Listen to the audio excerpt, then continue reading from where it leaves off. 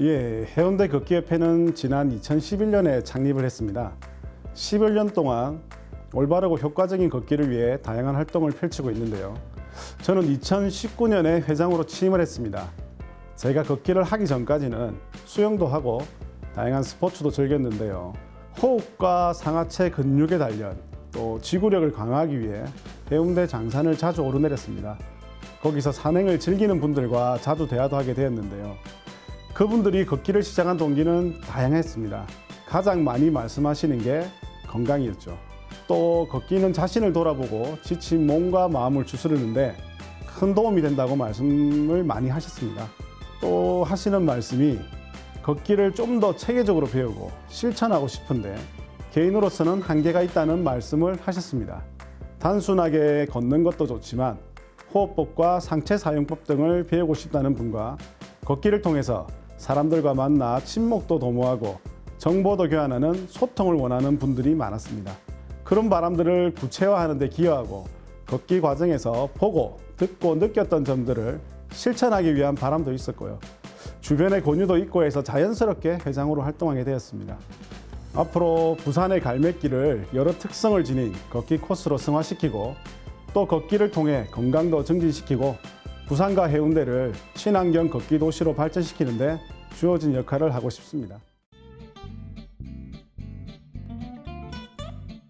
예, 걷기 운동은 특별한 장소나 도구가 필요 없는 데다가 자칫 부족하기 쉬운 현대인의 활동량을 보충하는 좋은 방법입니다.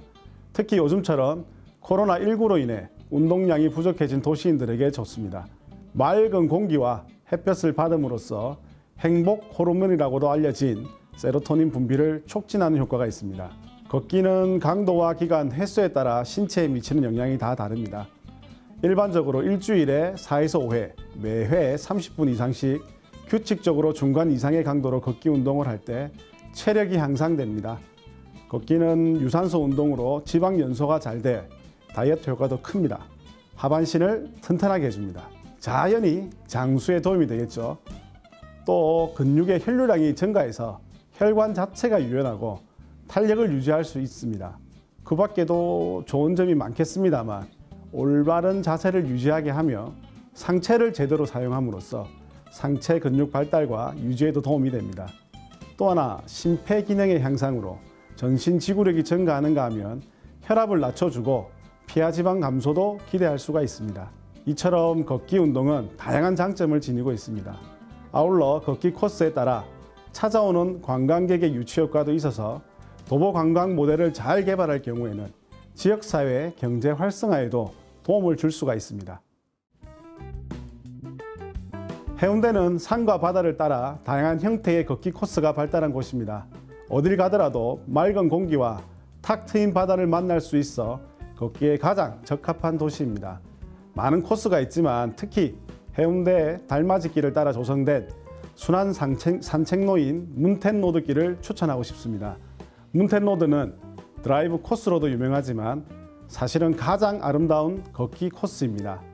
달맞이길 아래 숲속길로 이어지는 문텐로드는 숲이 주는 싱싱하고 맑은 기운과 함께 발 아래로 펼쳐진 부산 바다가 마음의 평화를 느끼게 해줍니다. 총 2.2km 코스로 부담도 없을 것입니다. 아마 낮에는 반짝이는 푸른 바다를 바라보며 걷고 밤에는 쏟아지는 달빛과 함께 걸을 수 있어서 이 길을 걸으면 마음의 평화를 느낄 수가 있습니다. 또 한 가지 문텐로드 산책길을 걷다 보면 송정의 길을 만날 수 있었는데요. 송정의 길은 6.25 전쟁 때 사라진 송정의 길을 지난 2020년에 복원했으며 올해 숲길 따라 바다로를 주제로 달맞이길과도 연결시켰습니다. 시간이나 체력이 허락한다면 해운대 백사장에서 미포를 거쳐 문텐로드와 청산포 오솔길, 다시 해운대 백사장까지 이어지는 10km 코스를 선택할 수도 있습니다. 그 밖에도 해운대가 자랑하는 여러 걷기 좋은 코스가 있습니다. 오륙도 해맞이공원에서 미포까지 이어지는 해파랑 1코스를 비롯해서 송정예길 코스나 미포 철길 코스, 블루라인 파크도 좋습니다. 또 해운대는 그린 레일웨이도 빼놓을 수 없는 멋진 걷기 코스입니다. 제가 걷기협회 회장으로 활동하면서 가장 기억에 남는 행사는 제11회 부산 갈매길 온택트 걷기 축제를 들 수 있습니다. 공식 명칭은 2030 부산 세계박람회 유치기원 제11회 부산 갈매길 온택트 걷기 축제인데요. 2021년에 제11회를 개최했는데 코로나19 시대에 맞춰 비대면 온라인 스포츠로 진행했습니다. 지난해는 최근 370만 부산 시민 모두가 간절하게 염원하는 2030 부산 세계박람회 유치를 기원하는 행사로 구성했습니다. 많은 시민들께서 2030 부산 세계박람회 유치를 기원해 주셨고요. 또 우리 부산이 국제관광도시로 발돋움할 수 있는 계기를 시민의 힘으로 마련하자는 의지를 과시했습니다. 올해 2022년에는 제12회 부산 갈매길 국제걷기 축제를 천혜의 관광도시인 해운대에서 개최할 계획입니다. 부산 시민은 물론 국내외 걷기 매니아들과 관광객이 함께함으로써 코로나19에서 벗어나 일상으로의 회복을 앞당길 수 있기를 기대합니다. 아울러 국제적인 관광도시 해운대가 전 세계인의 주목을 받는 걷기 천국, 힐링 도시로 한 단계 도약할 수 있는 기틀을 조성할 계획입니다.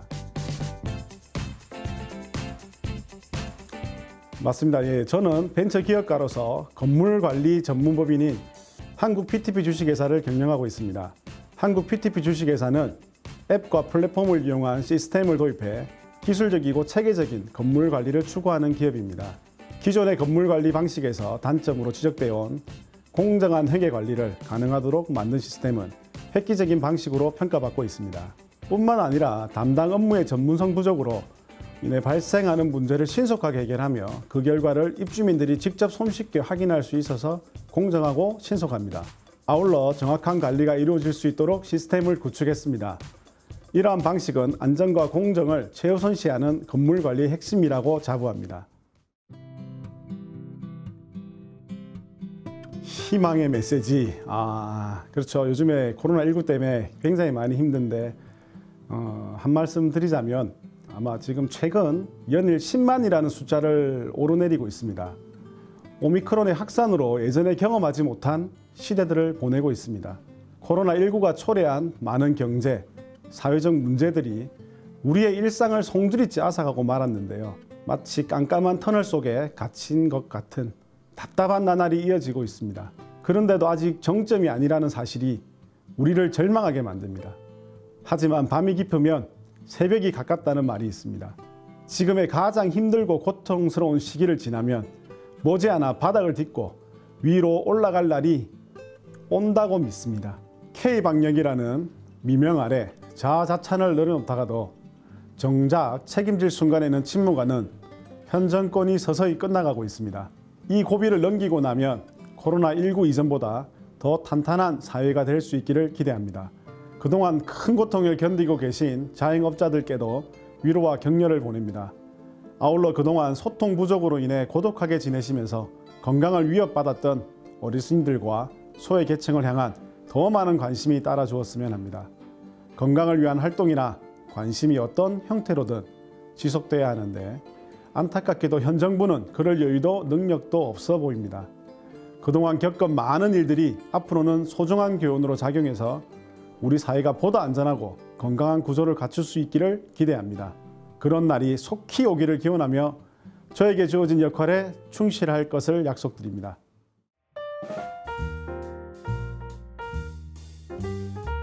예, 제가 지금 이번 20대 대통령 선거에서 중앙선대위 정책본부에서 정책위원을 맡고 있습니다. 또한 살리는 교육본부에서 부산총괄본부장을 맡고 있으며 부산선대위에서는 선거대책 부본부장을 맡고 있습니다. 사실 이번 대선에서 임하는 모든 구성원들이 주인의식을 갖고 열심히들 하고 계셔서 소속이라든가 직책이 크게 중요하지는 않은 것 같습니다. 어느 때보다 많은 국민들이 정권교체를 열망하고 있다는 사실을 모두가 잘 알고 있기 때문이기도 하고요. 윤석열 후보가 높은 지지율을 유지하고 있는 건 역시 후보 이하 모든 구성원들이 국민의 여망을 받아들이겠다는 소명의식이 결실을 맺고 있는 게 아닌가 싶습니다. 그런 차원에서 볼 때 명함이나 직책이 어떤 의미가 있겠습니까? 3월 9일 최종 결과가 나올 때까지 일희일비하지 않고 정권교체 또 나라 바로 세우기에 헌신하겠다는 각오가 분명할 때 비로소 국민의 마음을 얻을 수 있다고 봅니다. 현 시점의 대선의 향방. 일단 제가 볼 때는 개인적인 관점입니다만 제가 볼 때는 이번 선거는 후반으로 갈수록 윤석열 후보 쪽으로 기울고 쏠림 현상이 더욱더 심해질 것 같습니다. 그 근거로 최근 언론 보도를 보면 각종 여론조사에서 정권 교체를 바라는 국민이 더 많다는 점과 윤석열 후보로 상승세를 기록하고 있다는 점을 들 수 있겠습니다. 지난 21일 정운현 전 국무총리 비서실장이 저희 윤석열 후보를 지지한다고 공개 선언했다는 소식도 눈여겨볼 만한 소식입니다. 이분이 SNS에서 밝히기를 도덕성과 개혁성을 겸비한 진보 진영에 내놓으라 하는 명망가들이 지도자로서 치명적인 결함을 가진 이재명 후보를 지지하는 형태를 납득하기 어렵다고 말했습니다. 혹여라도 그분들이 이재명 지지는 선, 윤석열 지지는 악 이렇게 강변한다면 이것이야말로 천박한 진영 논리로서 비판받아야 마땅하다고도 말했습니다. 저는 대한민국의 미래를 위해 진영이 아닌 후보의 자질과 국민을 선택한 결단으로 해석하고 싶습니다. 과거 오랜 세월을 두고 우리 사회를 양분하고 있던 진영 논리가 서서히 무너지고 있다는 신호로도 볼 수 있는데요. 또 호남에서 보수 후보 또는 보수 정당의 정책이 관심을 끈다는 사실도 고무적입니다. 저는 20, 30대 젊은 층의 윤석열 후보 지지자와 함께 의미 있는 변화로 해석하고 싶습니다. 하지만 대다수 국민의 현명한 선택이 최종 승부를 가리게 된다는 점에서 아직은 고삐를 늦추지 말아야 한다고 생각합니다. 후보를 중심으로 하나로 뭉쳐 초심을 잃지 않고 끝까지 최선을 다할 때 정권 교체가 가능하다고 봅니다. 그 길이야말로 지난 5년 동안 나라 걱정에 밤잠을 설친 국민을 위하는 올바른 길이 될 것입니다. 이거 요즘에 지방선거 얘기해도 되나 모르겠습니다만 어쨌든 3월 9일까지는 우리가 단결하여 정권 교체를 위해서 모든 당원들과 지방선거 출마자들이 자중하는 걸로 다 같이 동의를 한 걸로 알고 있습니다. 굳이 얘기하고자 하면 앞서도 말씀드렸지만 지금 저희 당으로서는 목전이 다가온 대통령 선거에 반드시 승리해서 국민들과 함께 공정과 상식이 통하는 나라를 다시 세워야 한다는 절체절명의 소명을 안고 있습니다. 동시지방선거에 출마를 원하는 당내 후보군들을 모두 대선 승리를 위해 최선을 다하고 있다는 형국입니다. 저 역시 3월 9일까지는 제게 주어진 선대위 역할에 충실하면서 대통령 선거에 작은 힘이 남아 보태기 위해 노력하고 있습니다. 그 와중에도 마음의 준비는 늘 게을리하지 않고 있다고 얘기를 할까요? 아직은 그 정도입니다. 때가 오면 그동안 머릿속에 그려왔던 지역 발전을 위한 발걸음을 옮겨야겠지만 아직은 때가 아닌 것 같습니다. 지금은 선당우사 그리고 국민이 우선이라고 말씀드립니다. 조금 어려운 질문인 것 같습니다. 자기 자신을 평가한다는 것이 굉장히 힘든 부분인데 말씀드리면 무엇보다 긍정적인 마음을 가진 게 장점이 아닐까 생각합니다. 지금은 늘 희망차게 지내왔기 때문에 문제가 있으면 반드시 해결 방안도 있다는 믿음으로 도전합니다. 물론 그 과정에서 뜻대로 안 되는 일도 있었고 고비도 만난 적이 있지만 대부분 큰 어려움 없이 헤쳐나온 것 같습니다.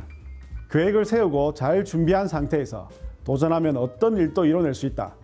그런 마음가짐과 성실하고 규칙적인 생활, 이게 제가 가진 가장 큰 장점이라고 믿고 있습니다.